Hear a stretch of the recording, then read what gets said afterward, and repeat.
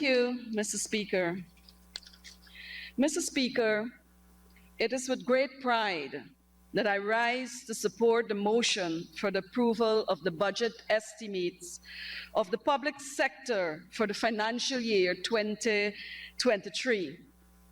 Mr. Speaker, this is the largest budget in Guyana's history, and under the leadership of His Excellency Dr. Mohamed Irfan Ali and the PPPC-led government. This budget will meet the immediate needs of our nation while securing the future of the Guyanese people. It cements the gaps to realizing a one Guyana. As such, this budget could not be presented under a more appropriate theme than improving lives today, building prosperity for tomorrow. Mr. Speaker, permit me the opportunity to congratulate the senior minister within the office of the President with responsibility for finance, Dr. Ashni Singh, and his team from the Ministry of Finance for the thorough work done leading to the successful presentation of the 2023 budget. Mr. Speaker, upon the return to office, the PPP civic government met a plethora of issues that affected our indigenous peoples. These range from an indiscriminate neglect and stagnant village economy, all the way to the pause of land tenure activities for our First People. The inclusive and progressive part of this government has sought to propel the rights of our Amerindian brothers and sisters to greater limits. This budget purports a transformative path which is emanated in the absence of new taxes while focusing on promoting incentives that seeks to enhance the lives of our Guyanese people in the most progressive way. It is against this background, Mr. Speaker, that the budgetary allocation to Amerindian and hinterland development will be presented. Mr. Speaker, the budget 2023 has allocated a capital allocation of $4.7 billion towards the continued development of livelihood of our Amerindians. This is in furtherance to other major allocations in the health sector, education sector, infrastructure, social services, which directly translates to the increased standard of living of our indigenous citizens in every region of our beautiful country. Mr. Speaker, I want to say that I need to respond to the previous speaker. Since the previous speaker, Mr. Speaker, only spoke about Region 7. Apparently, Mr. Speaker, in all the years that the Honorable Member Don Hastings served as a Member of Parliament representing Amerindians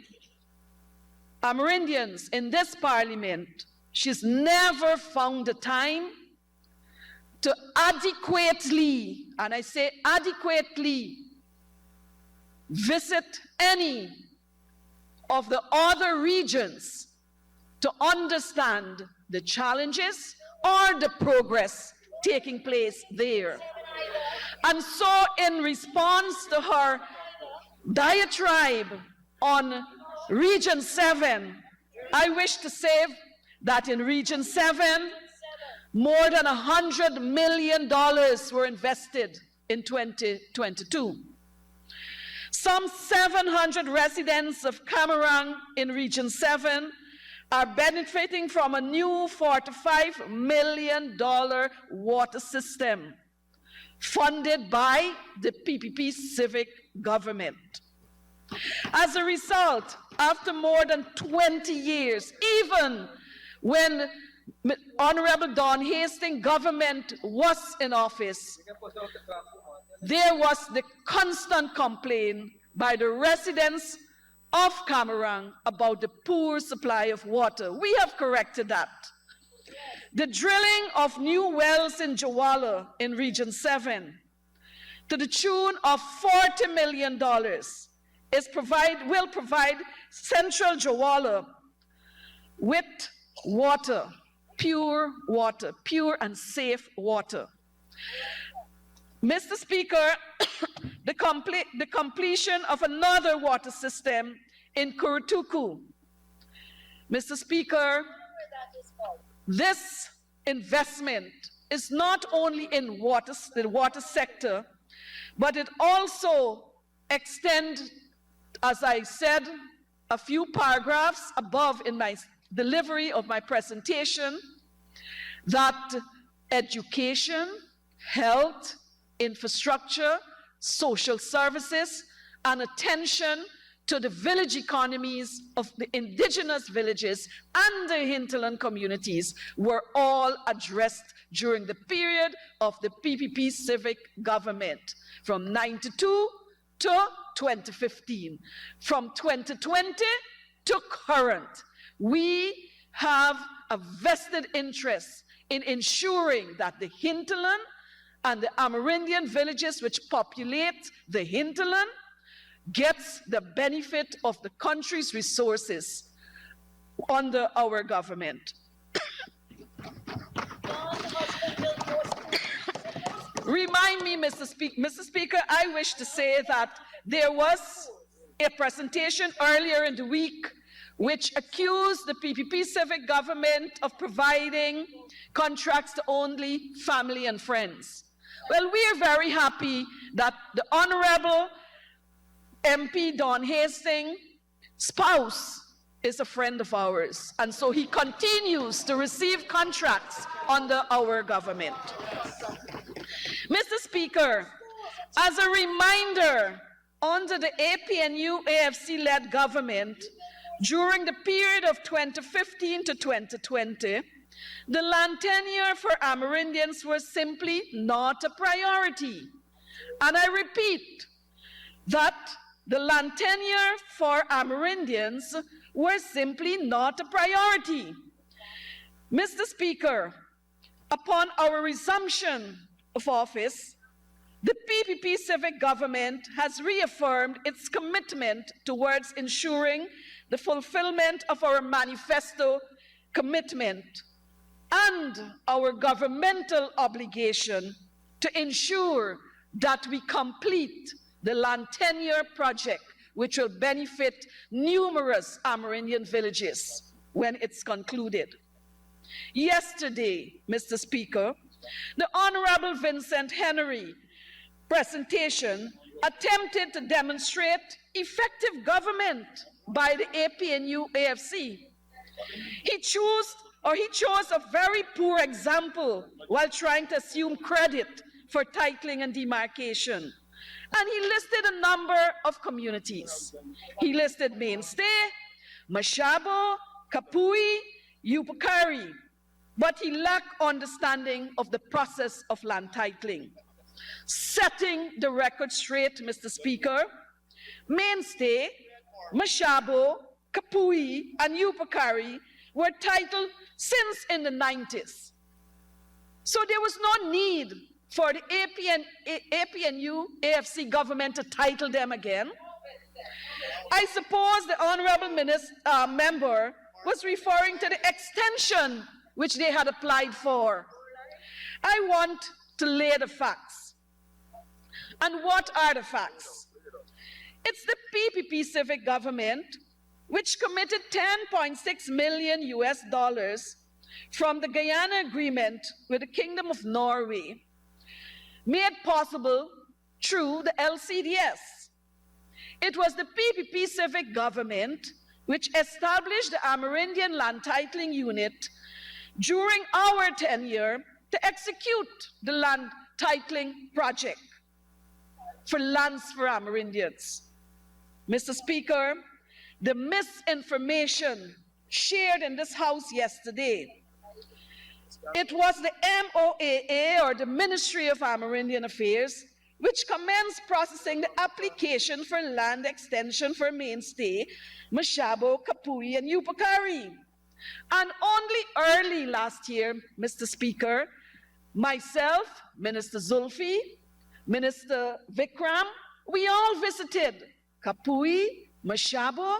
We had a review of the investigative report, which we left when we left in 2015. And it was only recently they received their extension, and they're up on the list for demarcation. Mr. Speaker, Mr. Speaker, the honorable member actually forgot that there was a no confidence motion presented in the Parliament. And that no confidence motion, Mr. Speaker, will not be used or will never be used to justify why they did not title the Amerindian lands when they were there. They foiled the process application for Rockstone and Parabara. And this year, before the first quarter, again, a number of ministers will travel to those areas to revisit the old investigative report, which the PPP Civic finished in May. In fact, the ALT team was active in May while election was going on, the campaign, including the election.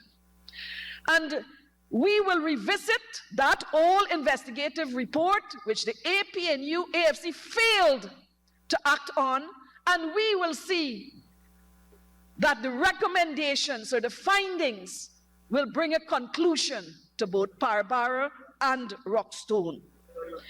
Mr. Speaker, in addition to that, yesterday, the Honorable Dr. Ashni Singh, the Senior Minister in the Office of the President with responsibility for finance, was chastised for mentioning at some point in time that no lands were awarded during the APNU AFC period in government.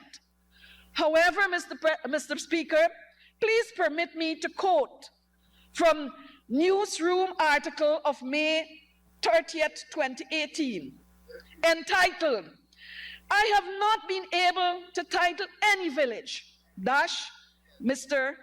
Alicock, Minister Alicock."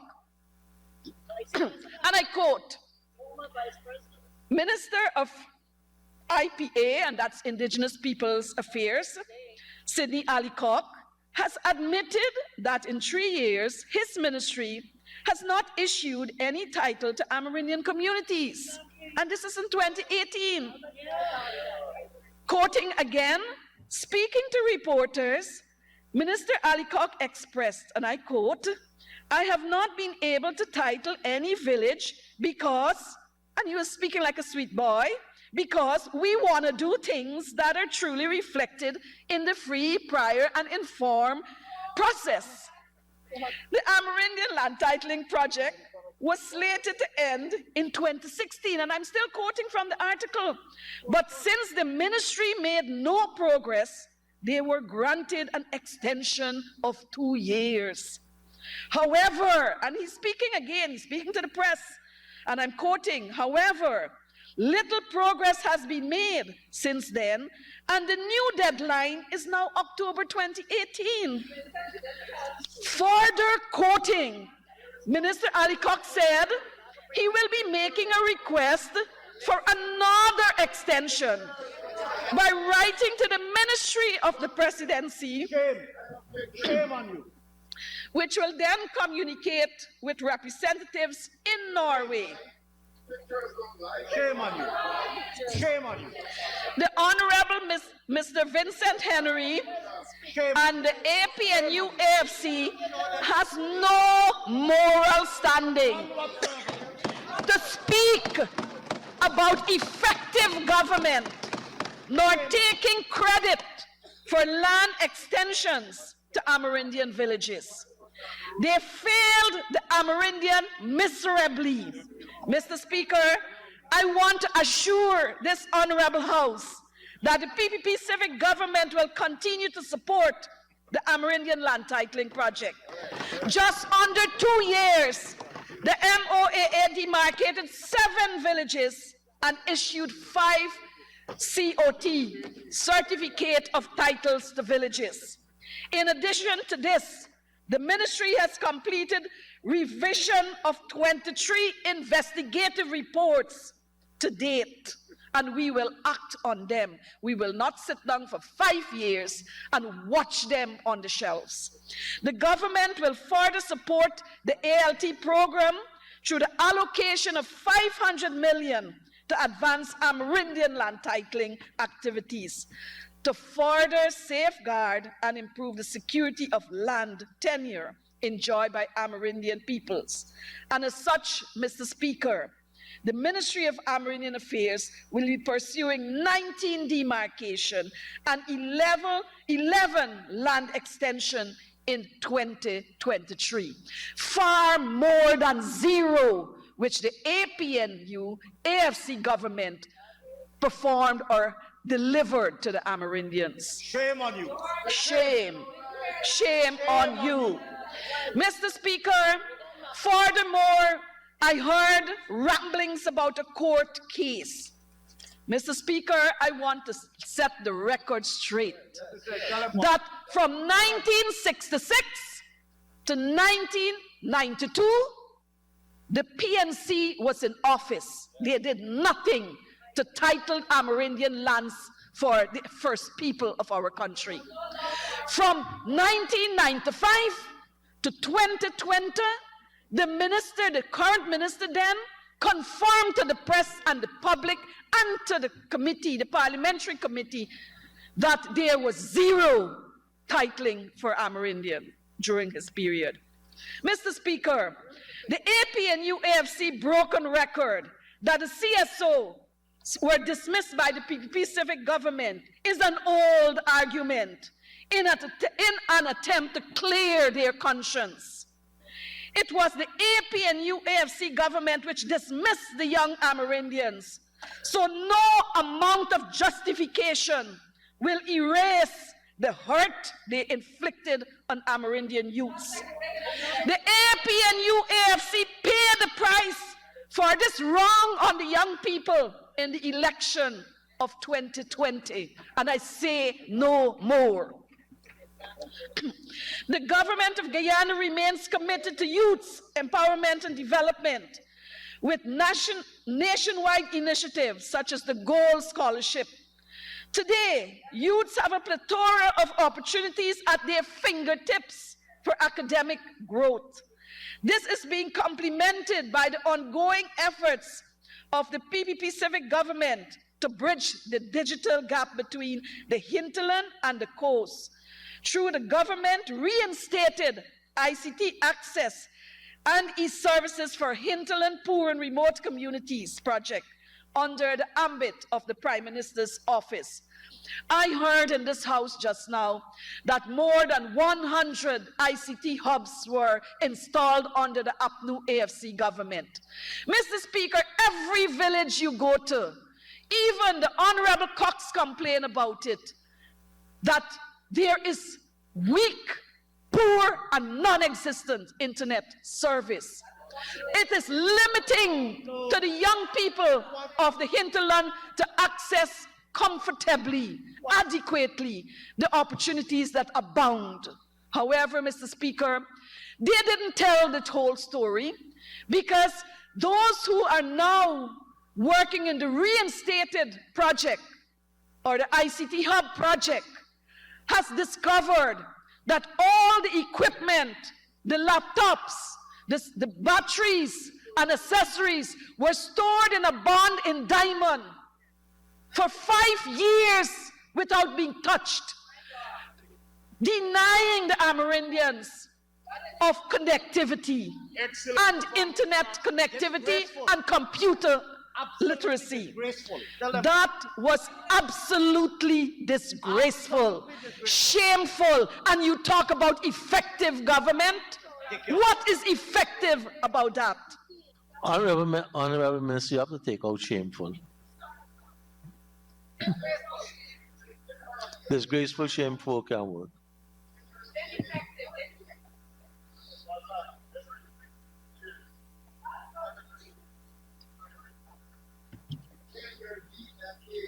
As of 2020, 90 hubs have been completed and 75 have been fully equipped and functional. Mr. Speaker, this is what you call effective government. In less than 2 years, we're up and about doing what a responsible government should be doing.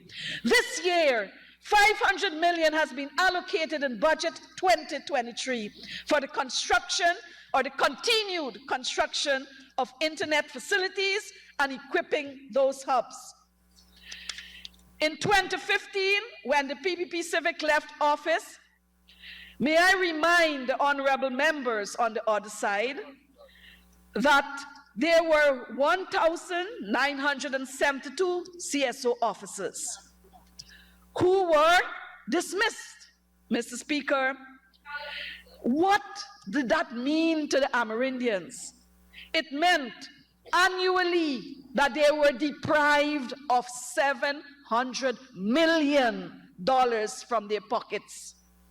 Over the 5 years of the APNU AFC government, they denied those young Amerindians $3.6 billion. This is grievously disappointing. Tell me you like and care for Amerindians? Mr. Speaker, they will forever have to live with that on their conscience. On assuming office, we address the matter and we address the manifesto promises to the young people of the hinterland. And we have reinstated that project. Today, we have 2,500 young people fully engaged again, receiving an income so that they can assist to put food on their tables, whether it's for themselves or their extended families. Mr. Speaker, Amerindian youths were trained in computer literacy. These youths have returned to their respective villages in anticipation to manage and support the ICT project being executed by the Office of the Prime Minister. Further, 160 young Amerindians were trained in solar installation and maintenance and have also returned to be prepared for when the household solar unit project gets underway. Mr. Speaker, the Ministry of Housing and Water has invested more than $2 billion in water system in the hinterland. And in 2023, $1.4 billion has been allocated.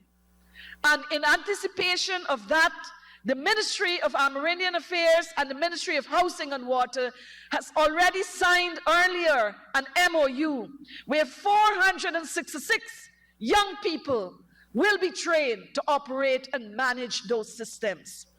Further, Mr. Speaker, 720 Amerindian youths were trained in several other areas. Maintenance, and I'll just list a few. Maintenance of small engines, 125. Mr. Speaker, training in computer literacy, 151. Training in garment construction, 129. What a small number, but you have to look at the big picture.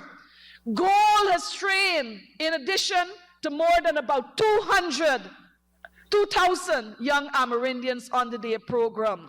BIP has trained, and the numbers were shared in this House on the first day when the minister spoke about the program and the training in the hinterland.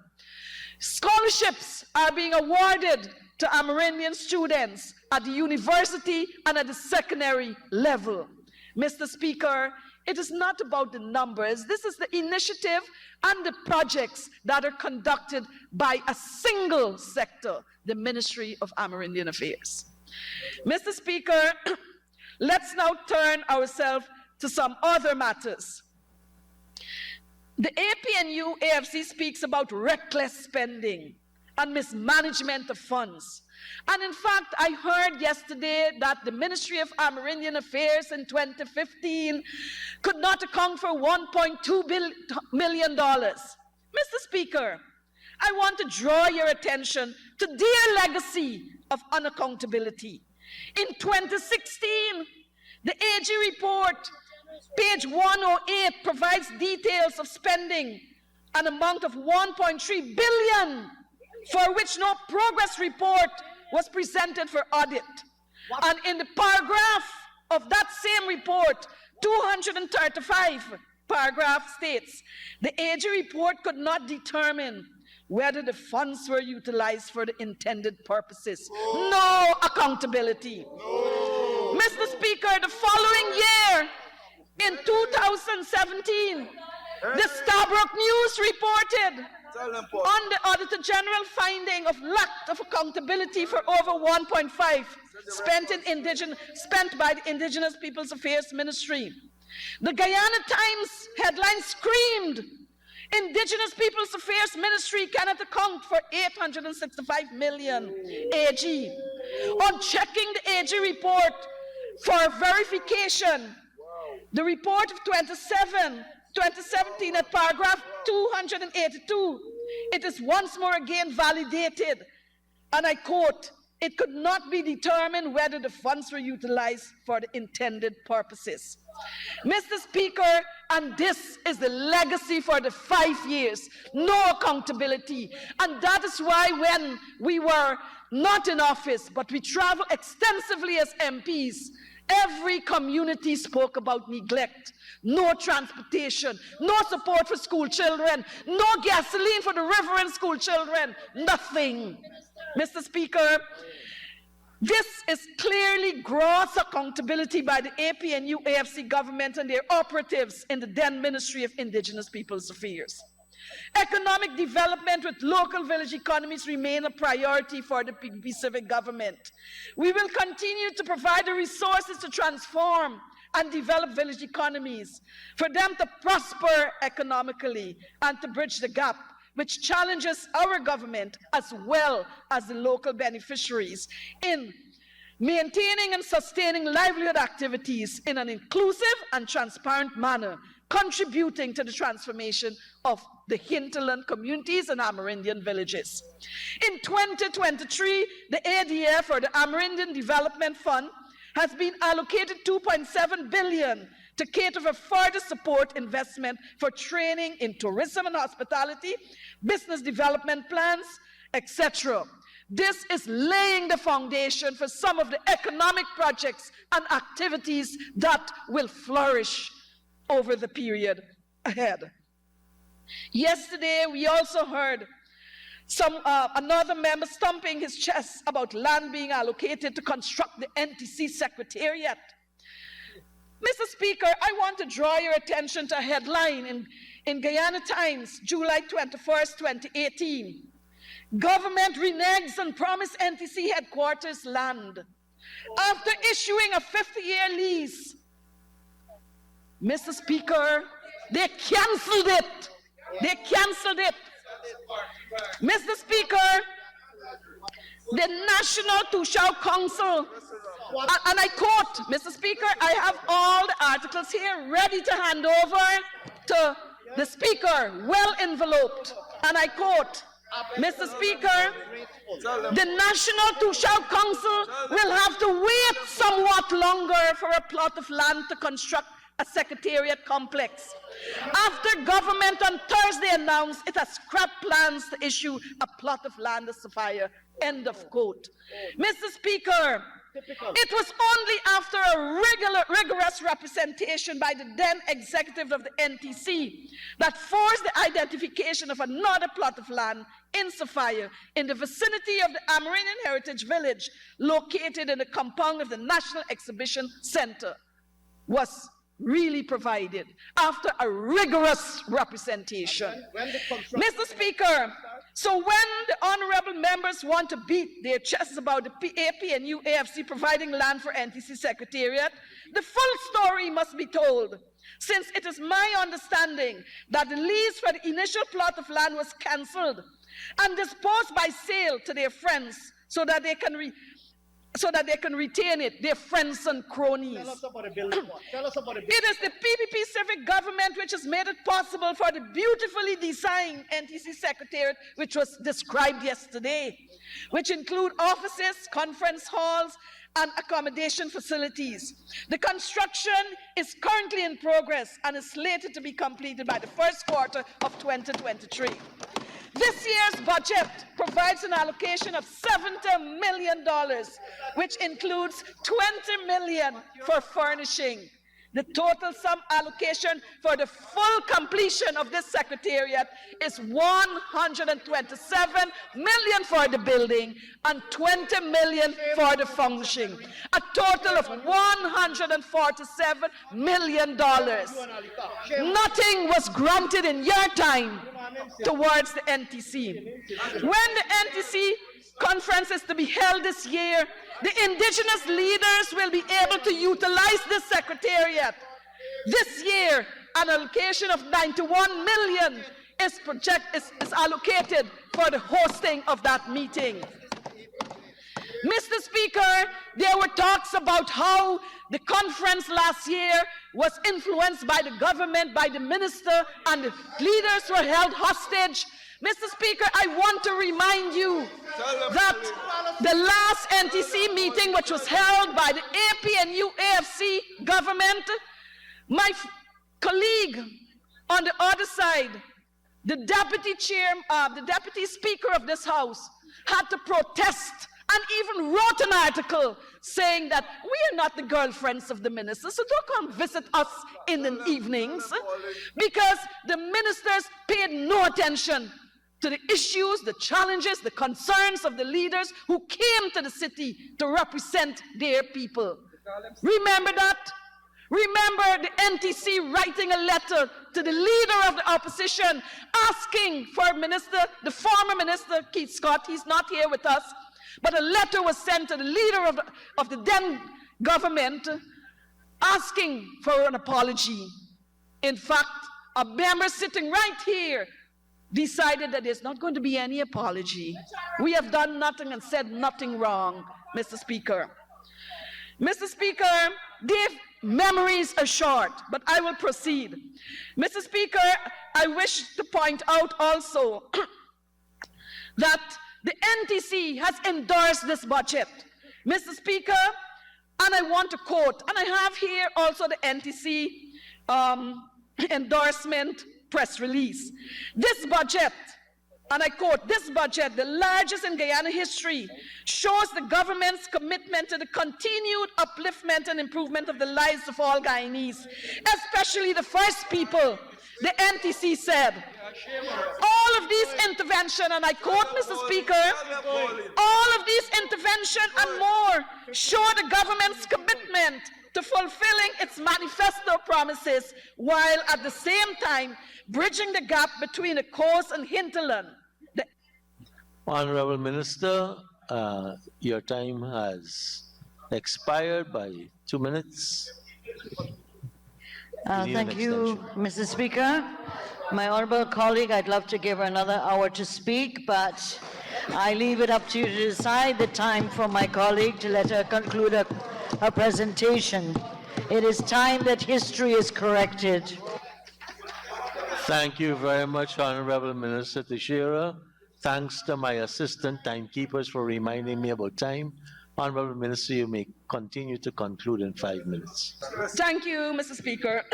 Mr. Speaker, may I remind this House also that there is an endorsement by the NTC for the expanded LCDS 2030. Mr. Speaker, and I quote from that resolution, which was passed by the NTC, and I quote by reading, 1, recognizing that the central tenets of the LCDS 2030, like the LCDS 2009, involves community benefiting from the revenues earned from all sale of forest carbon services, where the LCDS 2030 sets out new opportunities for new revenues. 2, agrees with Guyana's national approach of engaging with forest carbon financing and is aimed at bringing benefits to Guyanese and particularly indigenous villages and communities. 3, the NTC recognized that the extensive national scale and community-based consultation conducted over the past 7 months have informed the main aspects of the LCDS 2030, recognizing the commitment to FPIC in Guyana's LCDS 2030, bringing to rest the criticism that is repetitive on the other side about consultation and FPIC. There you have the legally constituted body of the leaders of the Amerindians endorsing the LCDS and also the sale of carbon credits. Mr. Speaker, in addition to all the direct and usual programs of the ministry, I must say that out of the LCDS 2030, 15% of all revenue received from the sale of carbon credits is going towards projects for village sustainability, currently being undertaken by the villages. Mr. Speaker, the Amerindian Act, $80 million is allocated this year to directly consult with the Amerindian villages and their people. Mr. Speaker, training. I heard the request for training. Over the period of the APNU 5-year, there was no training. Training was resumed in 2021, 2022, and again, another sum has been provided in this current budget for training of Tushaus. Mr. Speaker, women, culture, and language revival.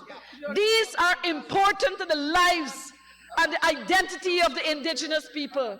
Mr. Speaker, $205 million will be allocated to address women, culture, and language revival. Mr. Speaker, I would wish to go on and on. However, I want to also say that our government provided more than 200 tractors to address food security improvements, to expand cultivation in the hinterland and Amerindian communities, and to contribute to the national drive to making Guyana food secure and the food basket for the region. Mr. Speaker, they talk about transportation for school children. Long before they came into office in 2015 to 2020, our government provided 38 minibuses in the hinterland. When we came back into office, we have already been providing transportation, both land and water, to the school children. Mr. Speaker, even leaders who were denied ATV to traverse to do administrative work and to use it as a tool to move about in the region was denied. And I am proud and with pride to say that every village in Region 8 in the North Pacorimas now have ATVs. Even Wiper, one of the farthest village, has a Land Cruiser to transport the few secondary school students who has to go to the Paramacatai Secondary School. Mr. Speaker, I know my time is up, and I would love to have had 2 hours to share with this House the achievements of my government and the projected and expected achievements for the year and the rest of the term and beyond. Thank you, Mr. Speaker. I endorse this budget for approval.